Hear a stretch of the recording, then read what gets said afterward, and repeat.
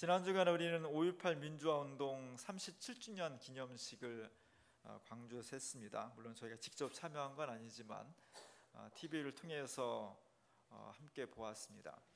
5.18 민주화운동은 우리 역사가, 현대사가 어디로 가야 될지를 늘 일깨워주는 그런 이정표와 같습니다.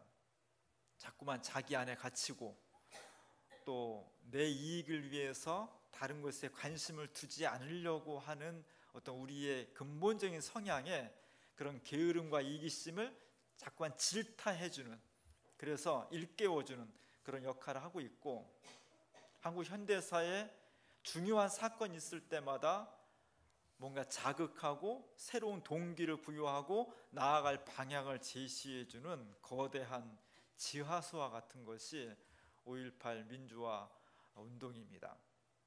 이렇게 소중한 운동이 지난 9년 동안 역사적으로 또 사회적으로 무시당하고 또 폄하되었습니다. 그러다가 새 정부가 들어서서 대통령 취임한 지 열흘도 안 돼서 첫 번째 맞이한 거대한 국가적인 행사가 5.18 민주화운동 기념식이었는데, 이전 9년 동안하고는 전혀 다른 모습으로 새로운 기념식을 진행함으로써 많은 사람들에게 새로운 용기를 불어넣어 줬고 또 새로운 희망을 갖게 해주었습니다. 그래서 그를 지켜보는 많은 사람들이 뭔가 새로운 용기를 갖는 그런 계기가 되었고요. 그 기념식 중에서 가장 감동적인 것은 유족중에 한 분인 김소영 씨라는 분이 자기 아버지께, 돌아가신 아버지, 얼굴도 모르는 아버지께 추도문을 읽는 그런 순서였습니다. 저분은 1980년 5월 18일 날 태어났으니까 만 37년 된 거죠. 5.18의 역사와 함께한 그런 여성입니다. 참으로 안타깝게도 저 여성이 5월 18일에 태어났다는 소식을 듣고 아버지가 완동거에서 일하다가 너무 좋아서 광주로 달려온 거죠. 근데 밤에 자꾸 총소리가 나니까 새로 태어난 아기가 총소리에 놀랄까봐 창문을 이불로 가리다가 어디서 날아온 총알에 맞아서 그래서 목숨을 잃었다는 거예요.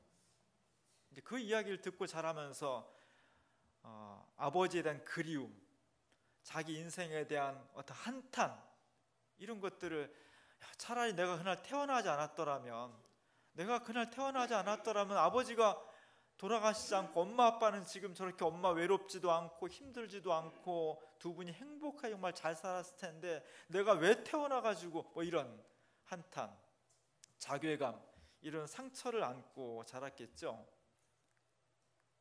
그런데 이런 아픔을 지난 9년 동안 어디 가서 하소연도 못하는 거예요. 사회적 분위기가 그렇게 좋지 않았고 그런 고통과 억눌린 것을 가지고 있다가 이번에 새로운 세상이 되면서 드디어 자기의 그런 사정과 아픔과 눈물을 공식적으로 표현할 수 있는 그런 기회가 주어졌으니까 얼마나 가슴에 맺힌 게 많았겠어요. 저걸 읽는 것을 보는 많은 사람들이 울었고요. 본인도 눈물을 흘리느냐고 저희도 읽을 수가 없었고, 저기 참석한 사람들은 사방에서 다 눈물 흘렸고 TV로 보는 사람도 같이 눈물을 흘렸습니다. 그런데 더욱더 감동적인 것은 저분이 저것을 읽고 그냥 들어가는 때 갑자기 대통령이 자리에 일어나서 저 여성을 따라갔죠. 전혀 예상치 않은 사건이었고 또 알려주지 않았기 때문에, 아무도 몰랐기 때문에 저 여성은 저 안내인이 있는 데까지 그냥 퇴장하려고 또복또복 걸어왔습니다. 그러자 안내인이 아니다, 뒤에 대통령이 오신다. 그때서 이제 돌아보고 자기를 따라와서 위로해주는 대통령 품에 안겨서 마치 아버지에게 딸이 37년 만에 안겨서 그 한과 서러움과 그리움과 아픔과 이런 것들 다 쏟아내듯이 대통령 품에 안겨서 눈물 흘렸고 대통령과 같이 눈물을 흘렸습니다. 전혀 각본에 없는 이야기였지만 저 사건을 바라보면서 국민들이 같이 위로를 받고 새로운 용기를 얻었습니다. 저게 돈 드는 것도 아니고 저게 대단한 힘을 써야 되는 것도 아닌데, 대통령 한 사람의 마인드와 저 사건과 역사를 바라보는 관점의 변화가 이렇게 온 국민들에게 새로운 도전을 주고 새로운 희망을 불러일으키는 그런 거였구나. 그런 걸 다시 한번 느끼게 되었습니다. 이쯤 되면은 이제 정말 살만한 것 같아. 이젠 정말 신나. 요즘 저 만나는 사람마다 그냥 별 생활이 바뀐 건 아닌데 다 싱글벙글해요. 그리고 다 일찍 집에 들어가요. 8시 뉴스 보려고. 뉴스 보는 게 재밌다는 거예요. 생활이 바뀌었습니다. 너무 감사하고 기쁜, 물론 앞으로 가야 될 길이 지금 취임 초기 이제 열흘 정도 된 그런 어떤 허니문으로 계속 이어질지는 모르겠지만, 그러나 어쨌든 출발은 너무 행복하고 너무 희망적입니다. 우리가 기도해야 될 것은 지금의 이 아름다운 가치관, 이런 모습들이 변질되거나 중단되지 않고 쭉 이어졌으면 좋겠다. 그 일을 위해서 우리 함께 기도하고 또 함께 노력하고 협력하는 그런 교회가 됐으면 좋겠습니다. 또 하나 또 인상적이었던 것은 그동안 광주 문제로 인해서 이것을 알리기 위해서 목숨을 걸고 자신의 몸을 불사랐던 사람들의 이름을 대통령이 불렀다는 거죠. 아쉬운 것은 우리 김종태 열사가 이름에 불리지 않아서 기다리고 있다가 못 봤는데, 작년에 광주 MBC에서 우리 교회까지 찾아와서 김종태 열사의 삶을 이렇게 다큐멘터리를 만들어 가지고 뉴스 시간에 내보냈어요. 한 3분 정도 되는데 한번 같이 보면 좋겠고, 저도 저기에 등장을 합니다. 잘 보시고 다시 한번 김종태 열사의 삶을 한번 되새겨 봤으면 좋겠습니다. 5.18이 끝난 지 열흘도 채 지나지 않았던 1980년 6월 초, 경기도 성남시의 한 교회에서 광주를 탈출한 이들의 증언을 듣는 자리가 계엄당국의 눈을 피해 몰래 마련됐습니다. 그 자리에 있었던 부산 출신의 노동자 김종태 씨는 우리나라 군인들이 자국민을 총으로 쏴 죽였다는 사실이 도무지 믿기지가 않았습니다.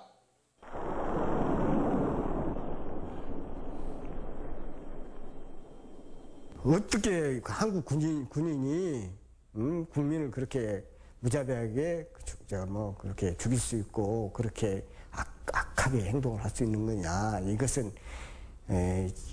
다 난조된 것이다. 그다음에 그런 걸 해가지고 선동해갖고 어떻게 하려고 책임을 지려고 그러냐고. 결국 광주에 직접 와서 증언이 사실임을 알게 된 김종태 씨. 서울로 돌아와 광주 학살의 진실을 알리는 전단지를 만듭니다.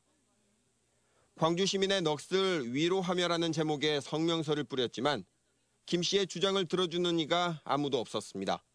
종태가 매일 유인물을 만들었었어요. 매일 유인물 만들어가지고 직접 쓴 유인물이죠. 그리고 가리방 있는 데 가서 밤을 새워서 가리방으로 긁어가지고 그걸 종로서적이나 이런 데 가서 사람들이 많이 보는 책에다가 그 유인물을 계속 혼자서 그걸 뿌리고 다니다가 결국 광주 항쟁이 끝난 지 13일 만인 6월 9일 분신을 결행하기에 이릅니다. 노동자 김종태 씨가 분신했던 장소로 추정되는 이화여대 앞 큰 길가입니다. 당시 김 씨는 자신의 몸에 불을 붙인 뒤 유신잔당 물러가라, 노동 3권 보장하라, 그리고 비상계엄 해제하라 등의 구호를 외치며 이곳에서 쓰러졌습니다.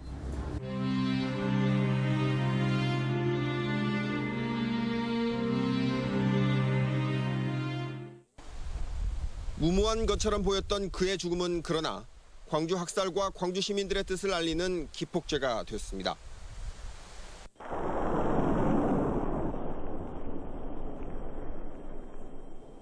부평, 평택,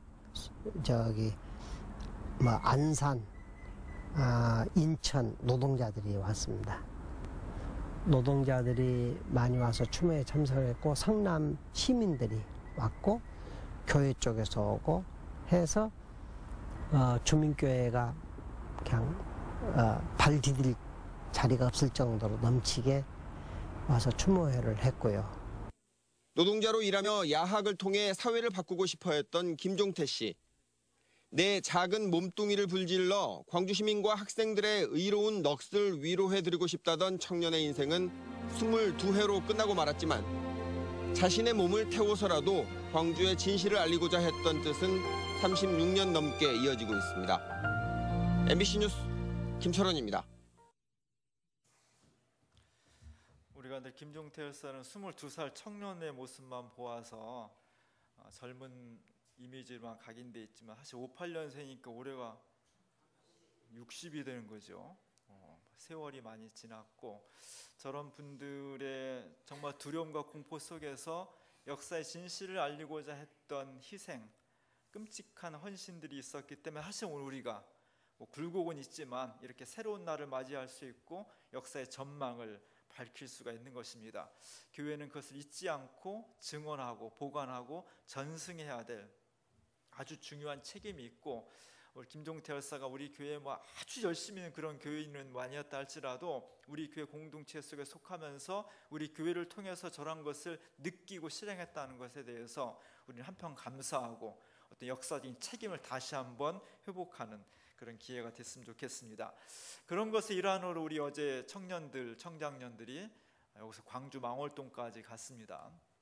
가서 김종태 열사 묘에 추모하는 기도도 하게 되고, 비슷한 또래의 젊은이가 어떻게 저렇게 끔찍한 결단을 하게 되었는지, 그 속엔 무엇을 고민했고 어떤 가치관을 가지고 있었고 어떤 인생을 살고 싶었는지, 그러기 위해서 무엇을 지탱해야 됐고 또 무엇을 아깝게 포기해야 됐는지, 이런 것들을 청년들이 한번 느끼는 기회를 가졌고요. 간 김에 거기서 좀 더 가서 세월호까지 인양대에 올라와 있는 처참한 모습의 소호로도 함께 보는 그런 기회를 가졌습니다. 우리 청년들이 우리 역사의 삶 속에서 그리스도의 뜻을 따라 살아가는데 이러한 어떤 경험들이 좋은 밑바탕이 되고 새로운 결단하는데 중요한 계기가 될 수 있도록 여러분 많이 위해서 기도해 주시고 협력해 주시면 좋겠습니다. 우리가 알고 있는 시 중에 이은상 시인이라는 시인의 시, 고지가 바로 적인데, 그런 시가 있습니다. 고지가 바로 적인데 고난의 운명을 지고 역사의 능선을 타고 이 밤도 허우적거리며 가야만 하는 결례가 있다. 고지가 바로 적인데 예서 말 수는 없다. 넘어지고 깨어지고라도 한 조각 심장만 남거들랑 부둥켜 안고 가야만 하는 결례가 있다. 새는 날 피 속에 웃는 모습 다시 한번 보고 싶다.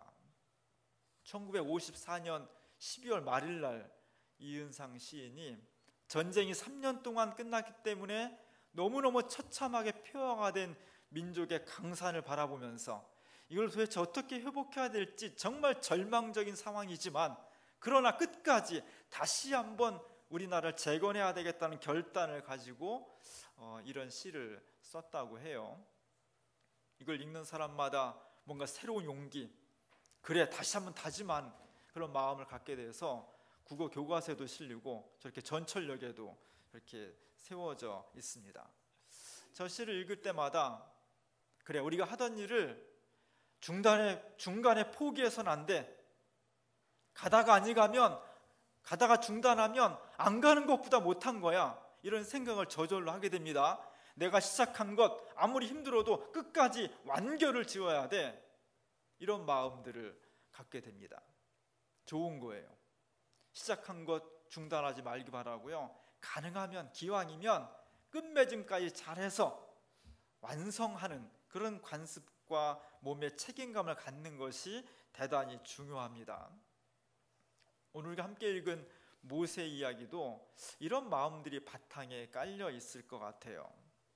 모세는 정말 구약에 있어서 딱 한 명 꼽으라고 하면 모세를 꼽는 거예요. 수많은 인물 중에 구약에 한 명을 딱 뽑으라면 모세를 뽑는 거예요.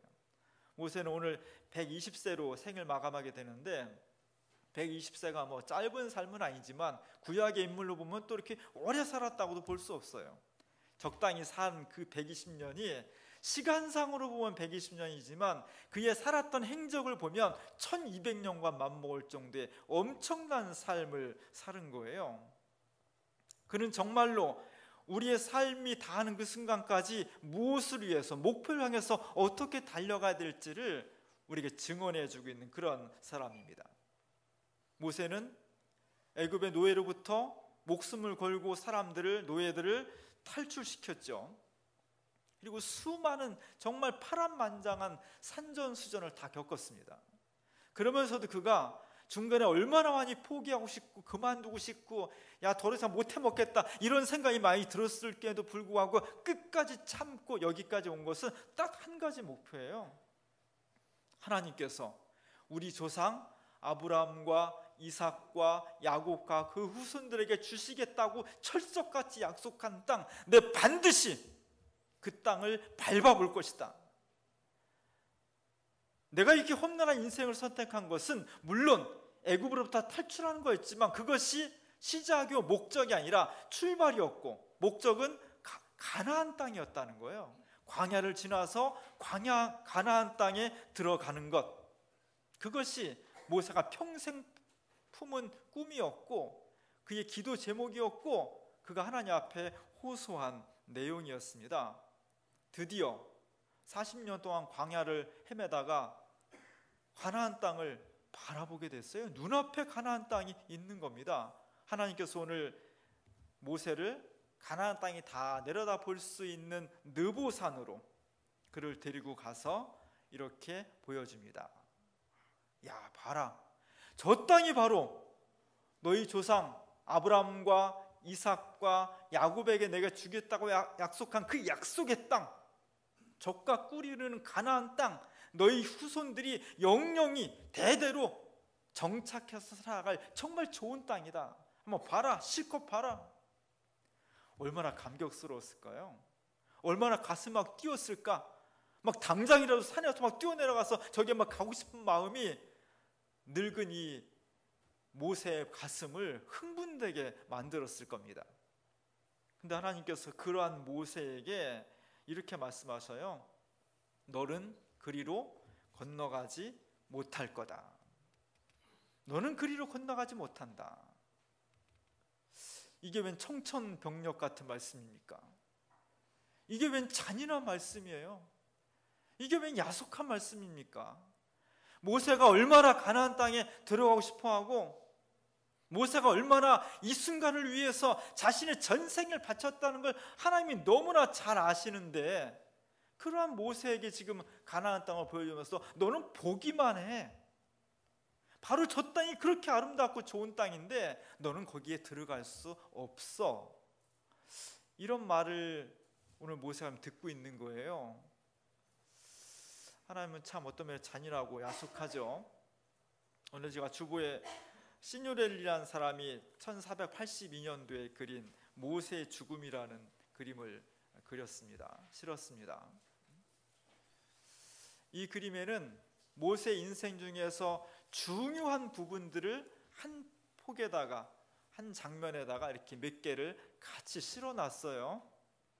지금 맨 왼쪽 위에 보면 모세가 죽음을 맞이해서 장례를 치르는 그런 장면이 등장을 합니다. 모세의 죽음을 보고서 그의 친한 동료와 사람들이 너무너무 슬퍼하고 있습니다.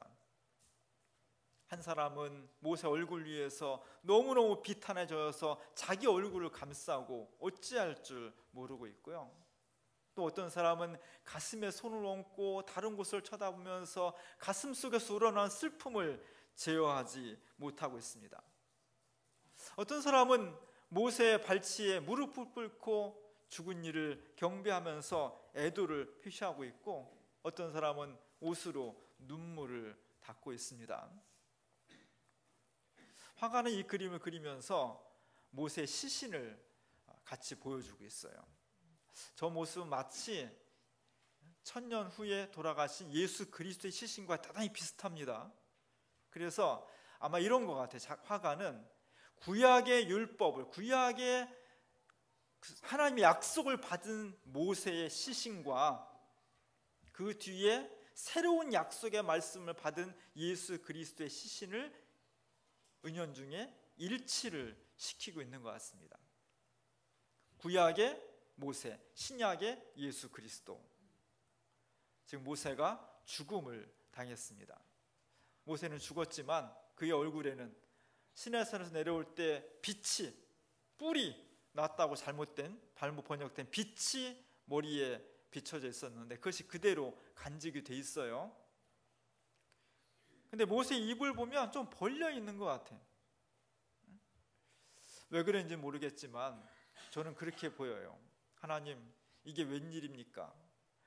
고지가 바로 여긴데 내 평생 동안 이걸 내 땅으로 밟아보려고 그러고 왔는데 어떻게 해서 제가 여기서 이 땅을 밟아보지 못하고 그냥 보기만 하고 그냥 여기서 제 인생이 끝나야 됩니까?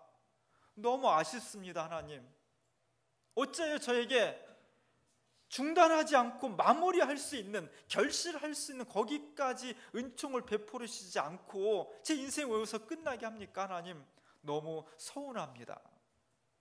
그런 표시가 아닐까, 그런 생각을 하게 돼요. 우리가 신앙생활 하면서 정말 어려운 때는 신앙생활을 엉터리로 하는 사람은 억울할 것도 없어요. 엉터리를 했는데 뭐 하나님의 축복을 많이 받겠어요.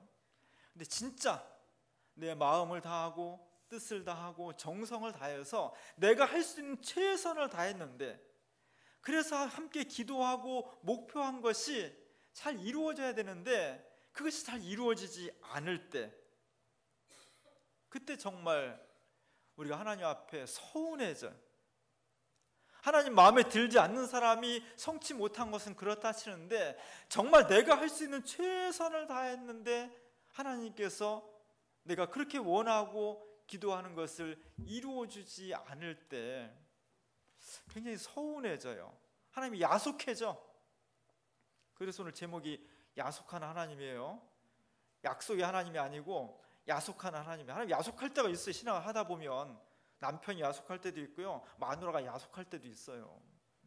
오늘 모세의 느낌이 그랬을 것 같아. 물론 모세는 한마디도 그렇게 얘기하지 않았어. 그러나 내가 모세라면 야속할 것 같아. 하나님이 내가 120년 동안 오직 이 순간만을 기다리며 살았는데 내가 하나님한테 어떻게 했는데. 오늘 성경도 신명기에서는 모세에게 대해서 이렇게 평가를 하고 있어요. 그 후로 모세와 같은 선지자가 일어나지 못했다는 거예요. 그 이후로 수천 년의 역사가 흘렀지만 모세와 같은 인물이 다시 역사상에 등장하지 않았다는 겁니다. 최고의 인물이라는 거예요. 정말입니다. 정말 모세와 같이 하나님과 동행하면서 파란만장한 삶과 죽음을 나눈 사람이 없어요. 어떻게 보면 모세, 하나님의 오른팔 같은 사람이 모세예요. 그에게 하나님께서 모든 것을 다 해줘도 아깝지 않은 그런 분입니다. 이제 그 모세가 얼마나 기도했겠어요. 하나님, 저의 마지막 소원, 평생의 소원, 가나안 땅에 들어가 보는 겁니다. 거기서 내가 들어가자마자 죽는 한 있더라도 한 발자리라도 내가 발을 디뎌보고 싶고 그 땅에다 입을 대보고 싶고 그걸 느껴보고 싶습니다. 그리고 죽는다면 나는 정말로 여한이 없겠습니다. 그렇게 기도했겠죠. 그렇게 하나님 앞에 사정했겠죠. 그걸 소원했겠죠. 근데 오늘 하나님께서 모세에게 너무 차가운 거예요. 너무 냉철한 거예요. 너는 보기만 하라는 거예요. 너는 거기에 들어갈 수 없다는 것입니다. 결국 모세는 여기서 인생을 마감합니다. 그리고 가나안 땅에 묻히지도 못하고 가나안 땅에 바라보이는 광야, 유랑방황하던 광야, 그곳에서 인생을 마치고 거기서 묻혀버려요. 참 아쉽습니다. 이럴 때 참 신앙인으로서 서운하고 일종의 자괴감도 들어요. 사실은 비슷한 일을 사도 바울도 고백하는 것을 봅니다. 사도 바울이 어떤 사람입니까? 예수님 다음으로 기독교를 일으킨 사람이에요. 예수님이 기독교의 창시자라면 그것을 전 세계를 확산시킨, 어찌 보면 어떤 사람들은 기독교는 예수의 종교가 아니라 바울의 종교라고 말할 정도로 바울은 위대한 사람이 기독교에서. 그는 가는 곳마다 목숨을 걸고 복음을 증거했고 교회를 세웠고 많은 기적도 일으켰습니다. 근데 고린도서에 보면 바울이 자기 너무 큰 고민거리가 있었다는 거예요. 자기 삶을 괴롭히는 가시가 있었다는 거예요. 가시라고 표현해. 여러분 손끝에 가시 박히면 조그만 거지만 굉장히 불편합니다. 아프고. 자기 삶을 괴롭히는 가시가 있었다는 거예요. 그게 뭐냐? 그를 그렇게 고민하게 하고 힘들게 했던 것이 무엇이냐? 많은 신학자들이 바울이 뭔가 지병을 가지고 있었다고 봅니다. 몸에 질병을 가지고 있었다는 거예요. 그런가 하면 바울은 가는 곳마다 치유의 기적도 많이 일으켰습니다.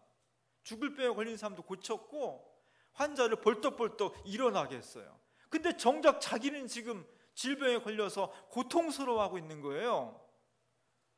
하나님 앞에 3번을 기도했다. 3번. 이 3번은 그냥 하나 둘 셋이 아니라 자신의 생명 전체를 걸고 정말 진지하게 하나님 앞에 요청드리고 부탁드렸다는 거예요. 거기에서 하나님께서, 제가 하나님이라면 그래, 넌 참 수고 많았다, 내가 너 한 번에 고쳐주지, 이렇게 말씀하실 수 있습니다. 근데 하나님께서 바울에게 응답한 대답은 우리를 깜짝 놀라게 해요. 내 은혜가 내가 족하다는 거예요. 내가 지금까지 내가 베풀어진 은혜가 이것으로서 만족하라는 겁니다. 얼마나 서운했을까? 난 바울 선생님이 존경스러워요. 나한테 그랬으면 나 교회 그만뒀을지도 몰라요. 너무너무 서운했을 것 같아요. 나 나름대로 최선을 다했는데, 나 나름대로 정말 하나님 보시기에 정말 진지하게 주어진 여건 속에서 정성과 시간과 뜻을 다했는데, 그러면 이 정도는 제가 그렇게 소원하고, 이게 악한 것도 아니고 무리한 것도 아니고 내 탐욕도 아니고, 이거 정도는 하나님께 들어주실 만한데 하나님 너무 차가운 거예요. 하나님 어떤 때 냉철하게 느껴질 때가 있습니다. 왜 그랬을까? 모르겠어요. 왜 그랬는지 모르겠어요. 오늘 시누렐리가 그린 그림의 밑에 부분에 보면 또 한의 중요한 장면이 나옵니다. 모세가 자기 자신이 가지고 있었던 지도자의 권위를 여호수아에게 이양해 주고 있어요. 지팡이를 주고 있습니다. 저 지팡이는 홍해를 갈랐던 지팡이고요, 바로 앞에 가서 호를 단신으로 바로를 꺾었던 지팡이에요. 저 지팡이는 단순한 막대기가 아니라 하나님께서 모세와 함께 하셨고, 모세의 권능을 주었고, 모세의 권위를 주었고, 모세로 하여금 지도자를 만들었던 그런 상징적인 지팡이입니다. 그걸 지금 여호수아에게 이양해 주고 있는 거예요. 모세의 마음은, 하나님, 이 양식을 좀 가나안 땅에 들어가서 하면 안 될까요? 고까지 해야, 내가 고지가 바로 여기인데 고까지 해서 완결을 짓고 딱 하면 정말 아주 내 인생이 멋질 텐데, 깔끔할 텐데, 뭐 이런 마음 왜 안 가졌겠어요? 근데 하나님은 가나안 땅에 들어가기 전에 광야에서 주라는 거예요. 이양을 하라는 거예요. 이게 차이예요. 인간은 내 중심으로 내 감각기관 안에서만 파악할 수 있고 판단할 수 있습니다. 하나님 보실 때는 모세의 인생은 여기서 끝나지만 이스라엘의 역사는 지속돼야 되는 거예요. 하나의 지도력이라고 하는 것은 그냥 가나안 땅에 딱 들어가는 순간 새로운 지도력이 짠하고 생기는 것이 아니라 그 이전부터 예비되어야 하는 겁니다. 21세기는 2000년대 딱 되면서 시작되는 것이 아니라 1970년대부터 한 4분의 1, 4분의 3 지점부터 21세기가 새롭게 준비되는 거예요. 역사는 이렇게 중첩돼 가는 겁니다. 지도력도 중첩돼 가는 거예요. 하나님 보실 때 이스라엘 사람들이 가나안 땅에 들어가는 것도 중요하지만 그 험난한 가나안 땅에 들어가서 어떻게 믿음으로 승리할 것인가 하는 것이 더 중요한 거예요. 그러려면 새로운 지도력이 가나안 땅에 들어가기 전 광야에서부터 미리 예비되어서 준비되어질 때에, 그럴 때만 여호수아가 그 큰 모세의 권위를, 모세의 지도력을 온전히 이어받을 수 있다고 보신 것 같아요. 하나님은 전체를 보시는 거예요. 하나님은 지금이 아니라 지금과 함께 먼 미래를 함께 내다보시면서 판단을 하시는 겁니다. 이것이 모세와 하나님의 관점의 차이였던 것 같습니다.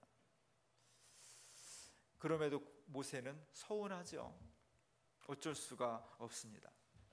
우리의 욕망은 끝이 없고 하나님의 뜻은 우리와 똑같지 않을 때가 있습니다. 저는 저 모세의 뒷모습이 굉장히 공감이 가요. 이제 마지막 인생의 끝자락에 가보고 싶다. 들어가서 땅을 밟아보고 싶다. 그 공기를 들이마고 싶다. 그 땅에 입이라도 한번 대고 싶다. 그리고 죽는다면 나는 정말 얼마나 행복할까. 그러나 하나님의 뜻은 너는 여기까지라는 겁니다. 야속하죠. 서운합니다. 그러나 내 개인의 서운함을, 개인의 야속함을 전체 공동체의 유익을 위해서 받아들이는 것, 그게 믿음이에요. 그 믿음 속에 하나님께서 축복과 은총을 내려주신다는 겁니다. 만약에 모세가 하나님의 뜻을 거역하면서 나는 죽어도 저기에 들어가야 되겠습니다 했다면, 글쎄 모세는 뭐 들어갈 수 있을지 모르겠어요. 그러나 이스라엘 역사는 또 달리 변형되었을지 모르겠습니다. 하나님이 야속하게 느낄 때 있습니다. 나 나름대로 주어진 여건 속에서 최선을 다해서 나보다 훨씬 못한 저 사람이 축복받는 거 보면 나는 그보다 더 받지 못해도 최소한 저만큼은 받아야 되는데 비교해 보면 더 못 받는 것 같아. 서운할 때 있습니다. 야속할 때 있어요. 그러나 성숙한 신앙인은 내가 잘 알지 못하는 주님의 뜻이 이곳에 있다는 것을 믿음으로 받아들이는 사람입니다. 하나님께서 어련히 내게 가장 좋은 것으로 응답하시는구나. 그것을 믿음으로 수용하면서 주님께 감사하고 믿고 나아갈 때 하나님께서 모세 개인뿐만 아니라 이스라엘 전체에게 놀라운 기적과 은총을 베풀어 주셨습니다. 야속한 하나님, 야속하다고 하십시오. 야속함과 서운함에 머무르지 말고, 하나님은 정말 나한테 서운하게 하고 야속한 면도 있지만 그러나 주님의 그 높으신, 내가 알지 못하는 그 높으신 구원의 섭리와 은총의 섭리를 저희가 믿고 감사합니다. 이것이 신앙인의, 성숙한 신앙인의 마지막 멘트가 되어야 될 것입니다. 때로 서운함과 야속함이 있을지라도 믿음으로 그것을 수용하며 하나님께 모든 것을 맡기며 나아감으로써 주님이 예비하신 놀라운 축복과 은총이 우리 가운데 임할 수 있기를 주님의 이름으로 간절히 축원합니다.